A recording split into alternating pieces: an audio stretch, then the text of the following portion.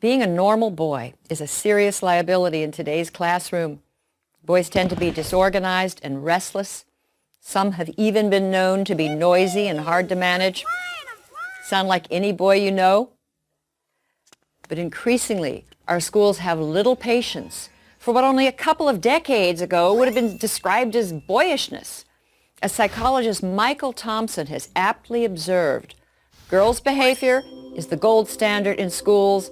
Boys are treated like defective girls. Now, as a result, these defective girls are not faring well academically.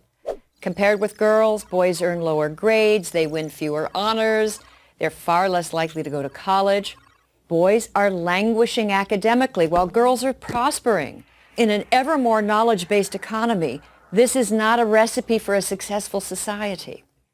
We need to start thinking about how we can make our grade school classrooms more boy-friendly.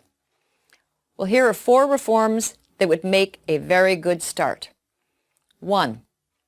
Turn boys into readers.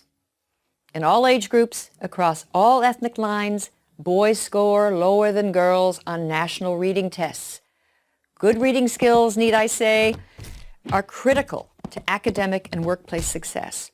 A major study in the UK discovered, not surprisingly, that girls prefer fiction, magazines, and poetry, while boys prefer comics and nonfiction. Boys whose eyes glaze over if forced to read Little House on the Prairie may be riveted by the Guinness Book of Records. Cool. Boys will read if given materials that interest them. If you're looking for suggestions for books that have proved irresistible to boys, go to guysread.com. 2. Inspire the male imagination. Celebrated writing instructor Ralph Fletcher contends that too many teachers take what is called the confessional poet as the classroom ideal. Personal narratives full of emotions and self-disclosure. These are stories girls commonly write, and these are prized, whereas action stories describing, say, a skateboard competition or a monster devouring a city, these are not. I recently read about a 3rd grader in Southern California named Justin who loved science fiction, pirates, and battles. Well, an alarmed teacher summoned his parents to school to discuss the picture the 8-year-old had drawn of a sword fight, which included several decapitated heads. The teacher expressed grave concern about Justin's values. The boy's father was astonished, not by his son's drawing, which to him was typical boy stuff, but by the teacher's overwrought and female-centered reaction. If boys are constantly subject to disapproval for their interests and enthusiasms, they're likely to become disengaged and lag further behind. Our schools need to work with, not against, the kinetic imaginations of boys. 3. Zero out, zero tolerance. Boys are nearly 5 times as likely to be expelled from preschool as girls. And in grades K through 12, boys account for nearly 70% of suspensions. Now, this is often for minor acts of insubordination and sometimes for entirely innocent behavior.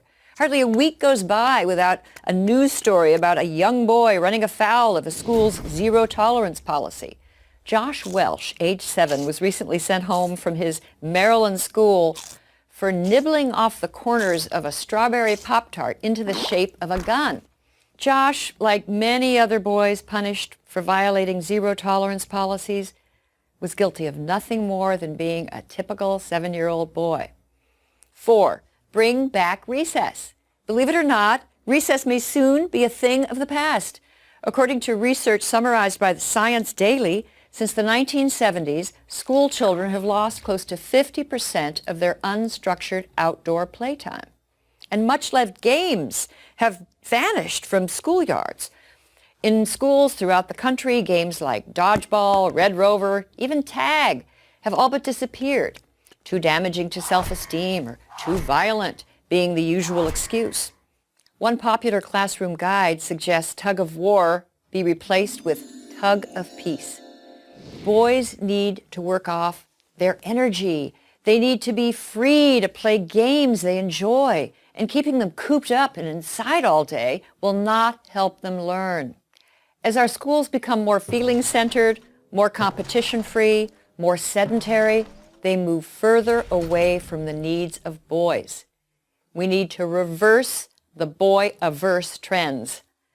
Male underachievement is everyone's concern. These are our sons. These are the young men with whom our daughters will build a future. If boys are in trouble, so are we all. I'm Christina Hoff Sommers at the American Enterprise Institute for Prager University.